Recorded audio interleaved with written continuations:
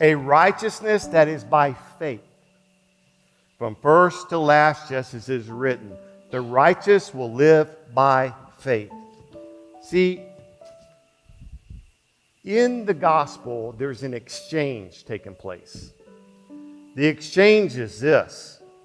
I am giving him my life, my dead life, to receive his life.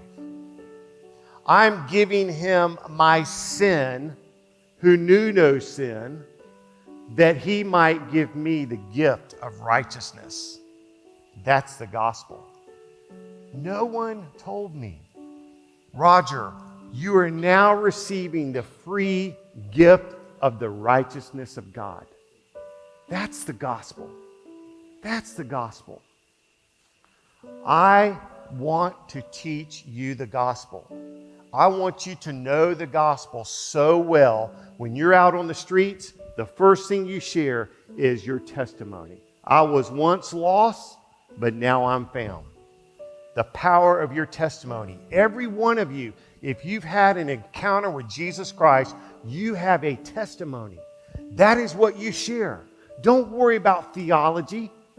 That's not important in this situation. Your testimony. I was once blind, but now I see. I was once lame, but now I can walk. So you share, what is my personal testimony? And then you share the exchange. Believe. Believe with all your heart and receive Jesus Christ as your righteousness.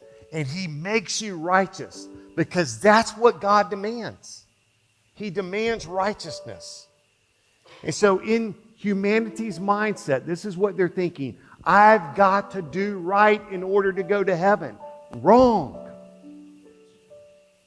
It's all by faith alone. And even the faith to believe is a gift. It's mind-blowing. That's why it's the good news. It is overwhelming. So Friday night, I'm driving there and I'm praying, okay, Holy Spirit, you're going to have to do this. And we're all in the park. There's probably around 20-something people. It's called Go Nights. It's Let Heaven Come Ministry. They're going out on the streets. And we're in the park. And I love how James started off. He said, just love people. Just love people. If you feel led to pray for someone, whatever. And that's how we went out. And it was amazing. So I'm in a group there's 4 of us. And the first people we come up to is Lana and Matt. And Sam went right up to Matt because he had a walker. And he knew he needed prayer. That's who Jesus went to, the sick, the hurting. He went right up to Matt and says, hey, can we pray for you? And they were nervous. You're going to experience rejection when you go out on the streets. But better to experience rejection than regrets.